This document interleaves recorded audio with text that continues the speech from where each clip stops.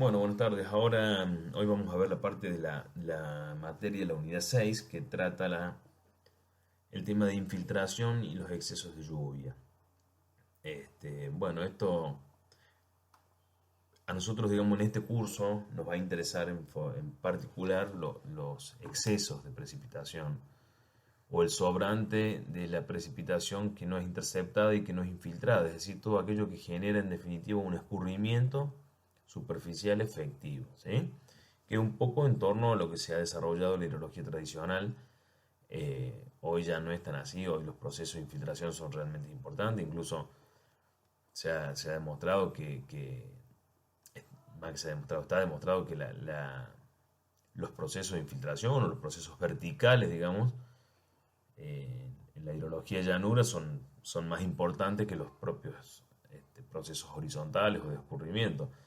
Pero bueno, nosotros nos vamos a orientar un poquito más a la hidrología clásica en este curso, que es un curso de grado, y vamos a ver algún que otro método para poder definir lo que se conoce como precipitación efectiva o poder definir, digamos, la porción de la precipitación que escurre superficialmente, ¿sí?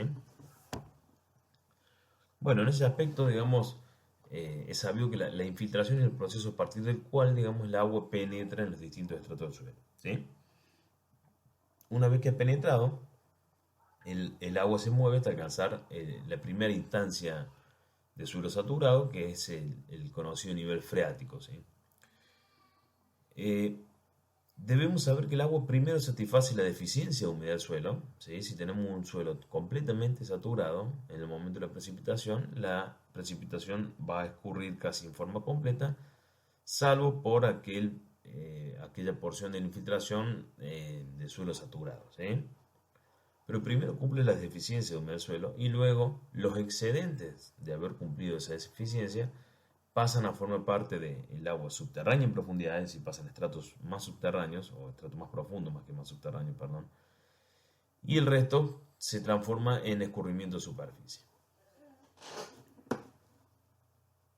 ¿Cuáles son los factores que influyen sobre la tasa de infiltración? Bueno, hay muchísimos y todos uno podría inferir a partir de la lógica. Eso hace, digamos, que la capacidad de infiltración del suelo no sea una constante en absoluto. Sí puede rondar alrededor de algún valor de base, digamos, pero eso va a cambiar conforme a muchísimas cuestiones. Ni hablar de un suelo a otro, por supuesto, pero la condición de la superficie del suelo es algo que va a ser de una forma en un lugar geográfico y si me voy a 50 kilómetros del lugar probablemente esto sea distinto, pero a su vez si me quedo en el mismo lugar la condición de la superficie del suelo quizá no sea la misma en invierno que en verano tampoco, o sea, eh, hay que tener presente eso, que las condiciones cambian geográficamente, por supuesto, pero también cambian estacionalmente o ante algún evento, por ejemplo, la cubierta vegetal. Si hay un incendio, eso se ve alterado. Si estamos en verano, no es la misma que en invierno. Si se sueltan animales y se produce pastoreo, también se ve alterada la cubierta vegetal. La porosidad, bueno, la porosidad sí es una propiedad un poco más intrínseca del suelo, digamos, y no va a modificarse mucho informacionalmente, sino geográficamente, si de un lugar a otro. En la ciudad de Córdoba no tenemos el mismo suelo, la misma porosidad del suelo que por ahí puede existir en Buenos Aires o en la vera de un río. El contenido de humedad precedente, etcétera, etcétera, etcétera. Digamos, todo aquello que ustedes crean que pueda modificar la infiltración del suelo, la capacidad de infiltración del suelo, bueno, debería agruparse dentro de este cuadro, ¿no? Esto más lo que yo decía recién, la variabilidad espacial y temporal, ¿sí?, de las condiciones, generan o dan como resultado un fenómeno complejo, muy complejo. Entonces, aproximar matemáticamente este proceso este, no es sencillo. Eh, Hay ecuaciones que son más o menos representativas de la física del problema, eh, pero bueno, evidentemente cuanto más complejas son esas ecuaciones, más parámetros requieren y bueno, más seguro tenemos que estar de aquellos parámetros. Es decir, muchas veces nos llevan a hacer ensayos en campo que así todos no tienen por qué ser representativos de toda la cuenca. Yo puedo sacar una muestra de suelo y medir su permeabilidad permeabilidad, su porosidad, su humedad saturada, su humedad natural, etcétera, etcétera. Pero esa muestra no tiene por qué ser representativa de toda la cuenca, o sacar 10 muestras y promediarlas, o hacer un modelo este, distribuido, bueno, lo que fuera. Cuanto más complejo sea, o cuanto más me quiera acercar yo a la física del problema, más complejo se torna ese modelo matemático. Bueno, un parámetro importante es la tasa de infiltración, ¿sí? Que es, digamos, la tasa a la cual el agua ingresa al suelo en la superficie. Es decir, es la tasa de pérdidas, si lo queremos ver así. Nosotros en hidrología, el agua que se infiltra la conocemos como pérdidas, en agronomía son ganancias, digamos, y las pérdidas es lo que ocurre. Bueno, dependiendo de la materia eh, o, la, o la ciencia que estemos trabajando, serán pérdidas o serán ganancias. En nuestro caso, todo el agua que se infiltra son pérdidas, y lo hacen a través de una tasa de infiltración. Cuando el agua se encharca, es decir, cuando se genera un encharcamiento, uno puede decir que la tasa de infiltración que se está produciendo realmente es igual a la tasa de infiltración potencial del suelo. ¿Sí? Es la máxima tasa de infiltración. Si la tasa de suministro de agua es menor a la tasa de infiltración potencial, bueno, la infiltración será menor a la potencial. Es decir, yo tengo una cantidad potencial que el suelo es capaz de absorber o de infiltrar. Pero si el suministro de agua es menor a esa capacidad, bueno, obviamente la infiltración real va a ser menor. En tal caso será igual a la precipitación. Si es mayor la potencial, bueno, tendremos un excedente de lluvia, ¿sí? Un excedente de escorrentía, perdón. Bueno,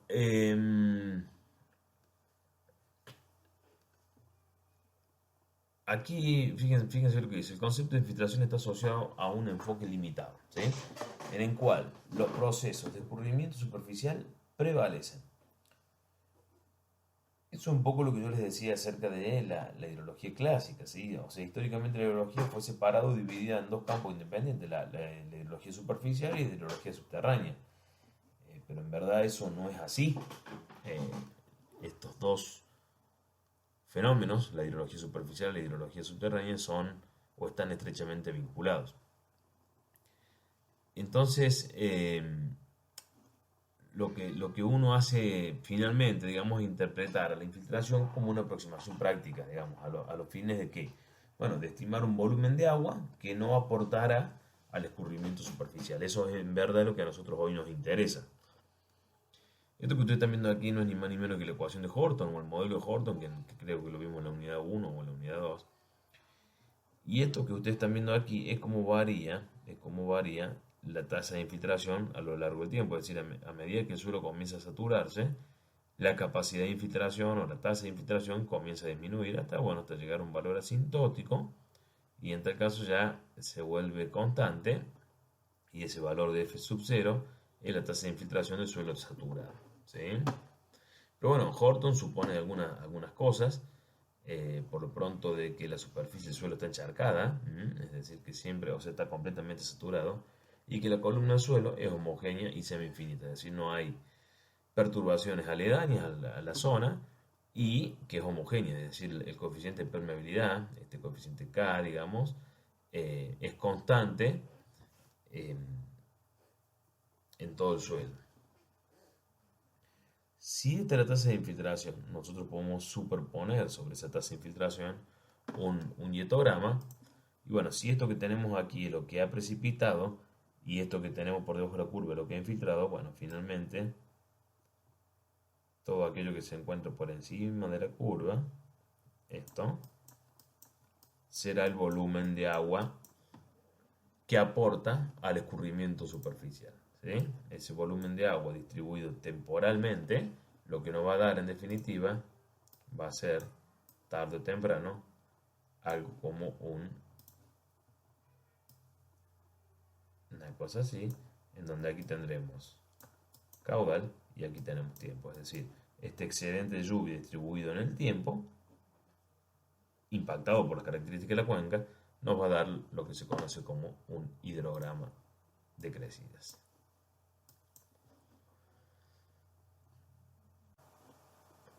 Bueno, casualmente el modelo Horton se ha demostrado aquí en la provincia de Córdoba que el modelo Horton es uno de los modelos que mejor ajusta el comportamiento del suelo en la provincia de Córdoba. Y bueno, poder estimar los parámetros del modelo Horton es realmente de interés, sobre todo en una provincia donde se sabe que el modelo ajusta muy bien. Entonces, hay una metodología que uno puede utilizar en campaña que se conoce como el método del doble anillo. El método del doble anillo básicamente consiste en dos cilindros concéntricos, tal como están viendo aquí en planta y aquí en corte, en donde lo único que uno debe hacer, estos diámetros están estandarizados y demás, es colocar tanto en el anillo exterior como o en el cilindro exterior como en el cilindro interior, ¿sí? Fíjense, este que están viendo aquí ustedes es el nivel de suelo, por lo tanto estos anillos deben estar enterrados a una determinada cantidad, a una determinada profundidad H. Eso hay que hacerlo con un poquito de cuidado, tratando de no alterar mucho, digamos, las condiciones del suelo. Bueno, una vez que se han enterrado, lo que hace uno es definir un nivel interior, se lo puede hacer con un clavo, por ejemplo, un guiarrito o algo, y lo que hace es colocar agua hasta dejar enrasado ese nivel interior. Y a partir de ese momento uno empieza a cronometrar el tiempo. Observación 1, tiempo, y le pone la hora en donde arranca. Delta T 0, volumen inicial 0, y esto que sería la diferencia entre el delta B sobre delta T en el instante inicial 0. Cuando vemos que eso ha bajado un poquitito, lo que hacemos es agregar una cierta cantidad de agua. ¿Hasta qué? ¿Hasta dónde? Hasta volverlo a enrasar. Entonces ahí tenemos la observación 2 con un tiempo 2, o sea que la diferencia entre estas dos horas me va a dar mi delta T, el volumen o el delta B sub I es el volumen que yo he agregado aquí, y finalmente la tasa de infiltración es el cociente entre estas dos columnas. A nosotros nos interesa o tomamos las mediciones sobre lo que sucede en el anillo interior, no en el exterior. En el exterior también procuramos que el nivel sea aproximadamente el mismo que el del interior, pero no medimos los aportes de agua. ¿Por qué? Porque el objetivo del anillo exterior es procurar que las líneas de corriente que se generan producto del anillo interior, producto de infiltración en el anillo interior, sean paralelas y verticales, ¿sí? Que no se genere esto, sino que este efecto se genere sobre las líneas de escurrimiento del anillo exterior, ¿sí? Entonces, bueno, una vez que se ha completado esta tabla, uno puede trazar los puntos aquí, ¿sí? Lo que va a hacer es, no va a tener esto, sino que tendrá cosas así. Cuando uno ve que los valores de f sub i aquí empiezan a ser constantes, uno puede ir haciendo cuenta rápidamente, bueno, uno da por terminado el ensayo y lo que hace luego a partir de alguna metodología, calibra los coeficientes f sub c y k de este modelo. Bueno, f sub 0 es el primer valor, ¿no? Así que, bueno, este es un modelo que anda muy bien. La metodología para ensayar los campos no es tan complicada. Y, y bueno, uno puede repetir este ensayo en cuenca en 7, 8 valores y ver la variabilidad y tomar alguna curva promedio o algo por el estilo y ver si es representativo o no de toda la cuenca. En caso de que haya variaciones muy grandes, lo que uno puede hacer luego es dividir en subcuencas su modelo y tomar para cada sector, digamos, una curva de Horton distinta. Bueno, a ver si vamos un poco más. Bueno, uno de los métodos más famosos y más utilizados en el mundo es el método del SCS o del Servicio de Conservación de Suelos de los Estados Unidos. Y bueno, aquí en Córdoba no funciona demasiado bien, o por lo menos es lo que se ha visto en una serie de ensayos, pero debo decir que es el método más utilizado también en la provincia de Córdoba, digamos, por la sencillez que este representa y por la gran información que hay, digamos. Básicamente esos son la diferencia con el resto. La precipitación efectiva, ¿de qué depende, digamos? Bueno, depende de, obviamente, la precipitación total, de la humedad anterior del suelo y de los complejos hidrológicos suelo-vegetación. Digamos, estas son las tres hipótesis a partir de las cuales se basa el método del SCS. Digamos, dice que la precipitación efectiva depende estrictamente de estos tres parámetros. Entonces el método se basa en una relación básica en donde dice que la retención real de agua en la cuenca, ¿sí? La retención real de agua sobre la máxima retención admitida en la cuenca, ¿sí? excluyendo la, la intercepción inicial o las pérdidas iniciales, y en la relación que existe entre la precipitación efectiva y la precipitación total. ¿Mm? Este, Esto, digamos, el modelo del SCS, ¿qué dice básicamente? Dice que cuando la lluvia se torna prolongada, es decir, deja de ser un evento sumamente corto, bueno, la retención real de la cuenca tiende a la retención potencial o a la máxima capacidad de retención de esa cuenca de agua, y cuando eso sucede, la precipitación efectiva tiende a la precipitación total, ¿sí? Es decir, que estos cocientes tienden a 1 en tanto en cuanto la lluvia se prolongue lo suficiente. ¿Mm? Bueno, un poco la idea es determinar esto, ¿no?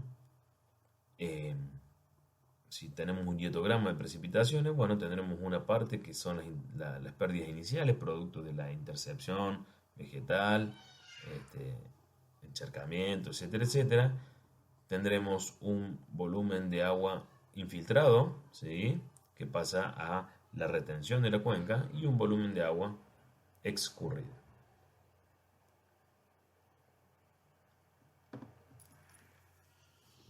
Cuando la tormenta se prolonga, lo que le decía es que bueno, la retención real de la cuenca tiende a ser igual a la retención potencial, ¿sí? Y el suelo se satura y la precipitación efectiva se hace igual a la precipitación del total. Por lo tanto, esos cocientes que hablamos antes tienden a ser iguales. A medida que suponiendo de que la, la tormenta se prolonga.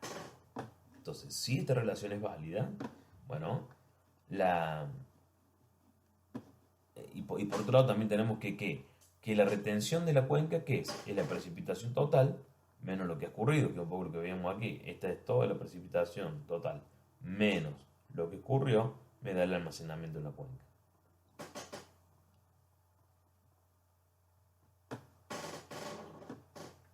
Bueno, si a este valor de f lo metemos en este cociente, bueno, tenemos esta relación. Si lo reordenamos un poquitito, podemos obtener esto, y finalmente encontramos una expresión en donde la precipitación efectiva es igual a la precipitación total al cuadrado sobre la precipitación total más la capacidad de retención potencial de la cuenca. Pero ¿qué inconveniente tiene esto? Bueno, fíjense que este valor de f que hemos definido aquí no tiene en cuenta las pérdidas iniciales o las abstracciones iniciales. Por lo tanto, esta expresión tampoco.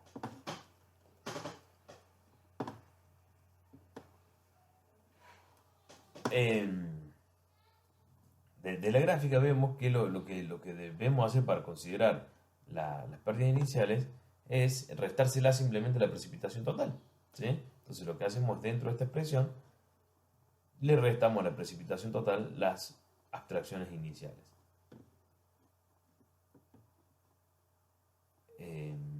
Si consideramos la variable del tiempo, ¿sí? O sea, la variación temporal de la precipitación efectiva, la única variable temporal que hay dentro de esta expresión es la precipitación total, ¿sí? Las pérdidas iniciales no dependen del tiempo, al igual que la capacidad de retención de la cuenca.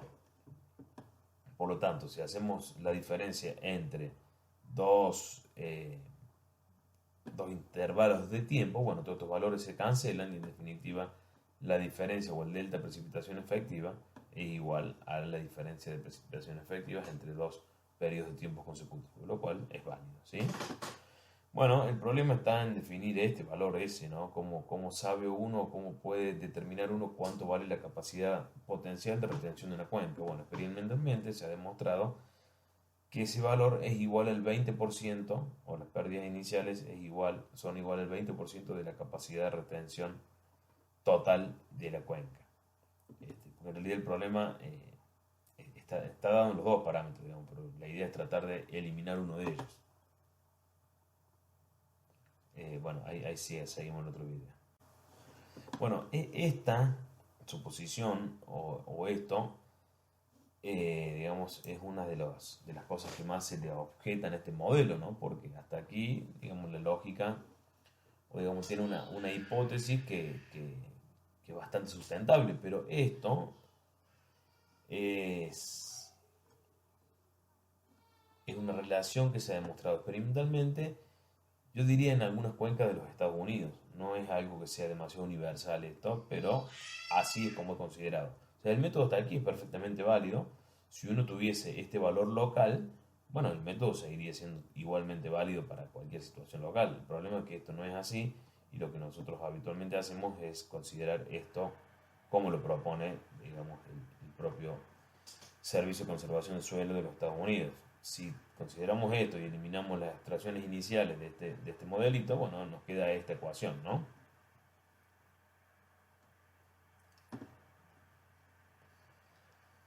Eh, la capacidad de retención, o sea, el problema aquí ahora está en definir este valor de S, en la capacidad potencial de retención de una cuenca. Bueno, el modelo del SCS justamente lo que hace es relacionar esa capacidad con un valor de curva número, cuyo valor de curva número o cuyo parámetro depende exclusivamente de las condiciones del suelo, del uso del suelo y de la condición de humedad precedentes. Y, y- y en definitiva dice que la curva número, ¿sí?, es igual a esto. Estos valores están un poco para que esto funcione bien en milímetros, ¿no? Y que si lo despejamos, no, tenemos esto, digamos. O sea que si nosotros conocemos el valor de curva número, podemos conocer el valor de la capacidad de retención potencial de la cuenca, y conociendo ese valor podemos conocer finalmente la precipitación efectiva. Bueno, hay una forma de obtener ese valor de CN o de curva número con datos de laboratorio, que es en definitiva obteniendo el valor de eso, la capacidad de retención de la cuenca. Esa capacidad de retención de la cuenca viene dada por esta expresión, en donde esto es el porcentaje de humedad saturado del suelo, el porcentaje de humedad seco, es la densidad relativa y Z es la profundidad, digamos, del perfil. O sea, en definitiva lo que estamos, o sea, determinando acá es el lugar capaz o la o el lugar disponible para que sea ocupado por agua. Este, si tenemos estos parámetros considerados en laboratorio o determinados en laboratorio, bueno, uno puede tener una estimación un poco más certera del valor de CN. Si no tenemos eso, bueno, fíjense, aquí tenemos un pequeño ejemplo: una humedad estructural del 25%, una humedad seca de 5, una densidad relativa de 1,4 y una profundidad de 30 centímetros. En base a esto, obtenemos un valor de CN de 75, ¿sí? De que si tenemos el CN de 75, yo puedo venir esta curvita, decir, bueno, mi precipitación es de 140 milímetros, subo, intercepto la de 75, que no existe, estará entre estas dos, y finalmente obtengo la precipitación efectiva, que rondará los 80 milímetros. Entonces, ya vieron 140 y escurrieron solo 80. Pero si no tenemos los valores de laboratorio y hay que hacer una estimación, bueno, lo primero que debemos hacer es clasificar el suelo, ¿no? La clasificación del suelo puede venir dada por varios factores, digamos, pero tenemos tipo A, tipo B, tipo C y tipo D, suelos arenosos poco profundos, suelos arenosos menos profundos, suelos francos o limosos, suelos compactados o arcillosos, digamos, son básicamente las cuatro este, clasificaciones básicas. ¿Cuáles son las premisas? Bueno, cuál es la pendiente la pendiente del terreno, los suelos con características semejantes, ¿sí? Hay que tratar de buscar características similares a las que uno está trabajando en el sector. La clasificación se debe basar siempre en una misma técnica de medición, o sea, no, siempre con el mismo criterio. Y bueno, obviamente el criterio del especialista, ¿sí? Bueno, fíjense que aquí habla de una clasificación del tipo suelo, ¿sí? Suelo con rotaciones, praderas. Rotación habla de las rotaciones de siembra. Bosques comercial, tipos de terreno, cultivos, hierbas, terrazas, etcétera, etcétera. Y la otra clasificación que tenemos es la condición precedente de humedad, ¿sí? Si un suelo seco, si un suelo con capacidad de campo, un suelo saturado. ¿Mm? Básicamente en el uso del suelo, y en función de la condición presente humedad, vamos a estar en condiciones de determinar el valor CN de forma cuantitativa, ¿sí? Fíjense, acá está el uso suelo, berbecho, cultivos en hierbas, granos, legumbres, pradera, bosque, caminos, pavimentos, este, condición por la infiltración. Bueno, uno tendrá que ver en el momento cuál es la condición para la infiltración en esa instancia y cuál es el grupo hidrológico, A, B, C o D. ¿Sí? Un poco lo que habíamos visto aquí, suelo arenoso, suelo al menos un poco profundo. Y aquí tendremos que buscar en base a el uso, ¿sí? Si se siembran granos pequeños y el suelo es arenoso poco profundo, bueno, será un 73, por ejemplo. ¿Mm? Y bueno, también ver esto, ¿no? El tratamiento o el método. CR siembra en hileras, sobre curva de nivel, terraza, en caso de que estemos hablando de sembradíos. Aquí hay otra clasificación, ¿sí? De valores mínimos y valores máximos. Aquí hay una clasificación para áreas urbanas. En general, todas las tablas tienen los valores de CN para una condición normal de humedad, digamos, una condición natural. Pueden estar secos o pueden tener una humedad precedente. Entonces, en base a eso, habrá que corregirlo. Digamos, este es el valor de CN obtenido a partir del procedimiento anterior. Y si el suelo está sumamente seco, tendrá un valor más bajo. Y si está sumamente saturado, el suelo tendrá un valor más alto. Es decir, esto tiene mayor capacidad de infiltración y esto tiene mayor capacidad de escurrimiento. Bueno, como varía un poco en los periodos vegetativos o de reposo vegetativo. El NDVI, ¿qué es? Bueno, porque como les dije, uno puede estimar el valor de CN a partir de las tablas anteriores. Lo ideal es tratar de sacar muestras para llevar ensayos en laboratorio, pero bueno, no es lo que uno hace habitualmente.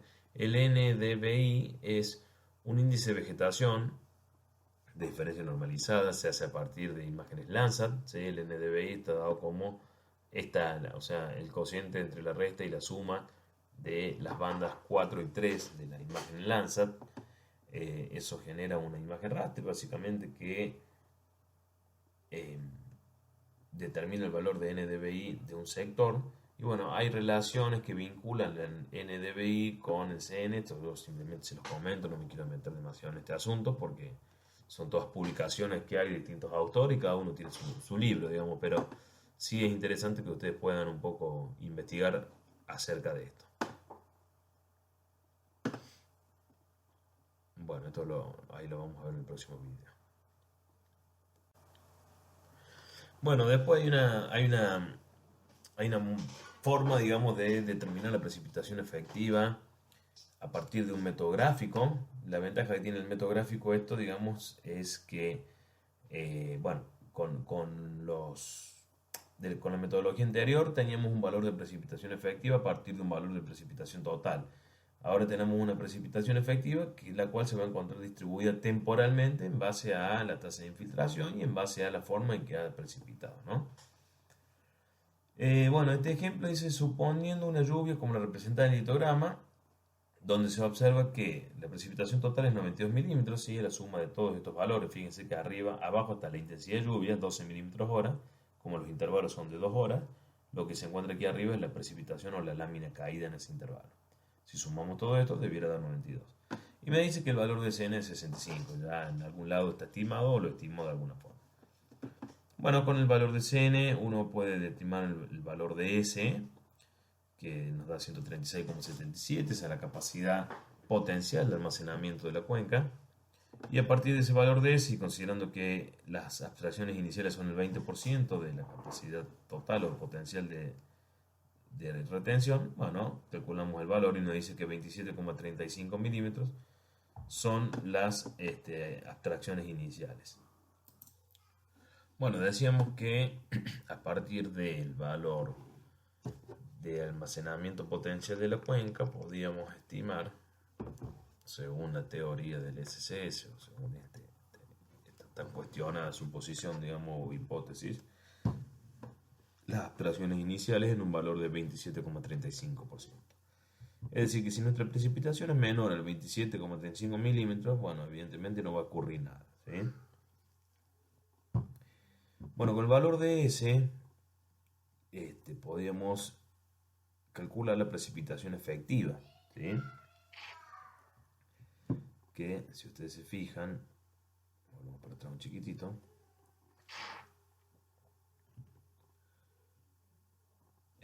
aquí está, es la precipitación total menos el 20% o menos las abstracciones iniciales sobre la precipitación más el 80% de las abstracciones iniciales, que es lo que está aquí. La precipitación efectiva es igual a 92 milímetros menos las abstracciones iniciales, todo esto al cuadrado, sobre la precipitación total menos el 80% de ese, digamos, el almacenamiento total. Entonces me dice finalmente que la precipitación efectiva es 20,75 milímetros, es decir, descontado las pérdidas y descontada la infiltración, o sea, descontadas las pérdidas iniciales y descontada la infiltración, van a escurrir efectivamente 20,75 milímetros. Entonces lo primero que debemos hacer es separar del dietograma las abstracciones iniciales.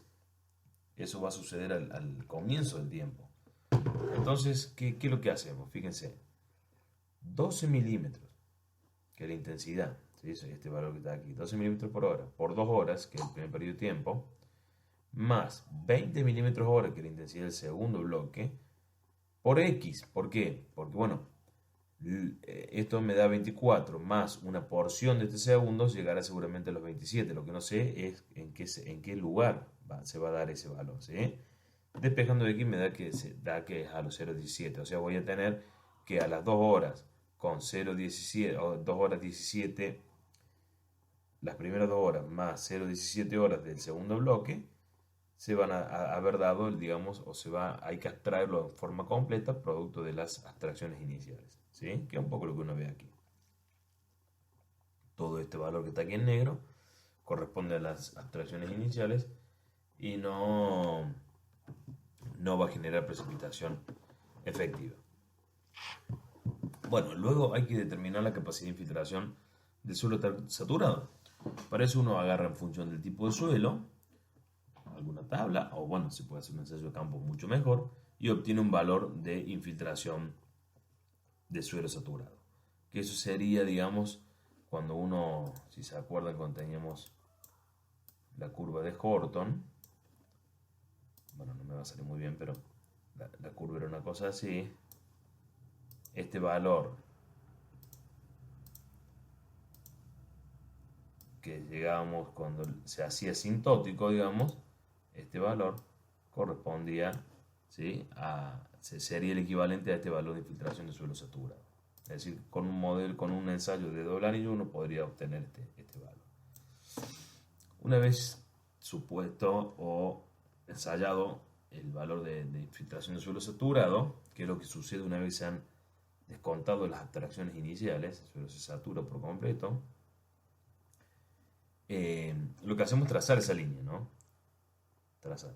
Es decir, que todos aquellos bloques que se encuentren por debajo de una intensidad de 2,5 milímetros hora, ¿sí? 2, 1, 2,5, 2,5, 2, no van a aportar a la escorrentía superficial, van a ser infiltrados, es decir, esto cae y se infiltra porque es menor o igual a la capacidad de infiltración del suelo. Solo en aquellos bloques, como en este, donde tenemos 4 milímetros hora y 20 milímetros hora, va a haber que descontar la infiltración de suelo saturado y el resto sí va a generar el aporte. Bueno, ¿cómo lo hacemos? Bueno, como les decía, solamente estos dos bloques van a estar aportando al escurrimiento superficial. Este bloque de aquí tiene una infiltración de una intensidad de lluvia de 4 milímetros hora. Es decir, que 4 menos 2,5, que es la infiltración del suelo, me da 1,5, multiplicado por un periodo de 2 horas, me da 3 milímetros. Es decir, que a la lluvia menos lo que se infiltra por el periodo de tiempo, me da una lámina efectiva caída de 3 milímetros, ¿sí? Que es lo que uno va a tener aquí encima. Todo lo que esté por debajo de eso se infiltra. Por lo tanto, si mi precipitación efectiva era de 20,75, de este otro bloque deberé aportar 17,75 milímetros, que es la precipitación efectiva menos lo que aporta el siguiente bloque. Entonces lo que debo hacer ahora es, de esta línea que está aquí, buscar una que se intercepte en esta forma, es decir, buscar una altura tal que el área aportada a esta, el área, es decir, el delta T este por la altura de precipitación esta, me dé los 17,75 milímetros hora. Entonces, una vez que he logrado eso, finalmente lo que tengo es la distribución temporal de la precipitación efectiva. Si hubiese algún otro bloque aquí en el medio, bueno, tendría que hacer un procedimiento similar, ¿no? Primero resto a todos aquellos bloques que se den en forma completa y finalmente dejo el último, el que se afecta en forma parcial.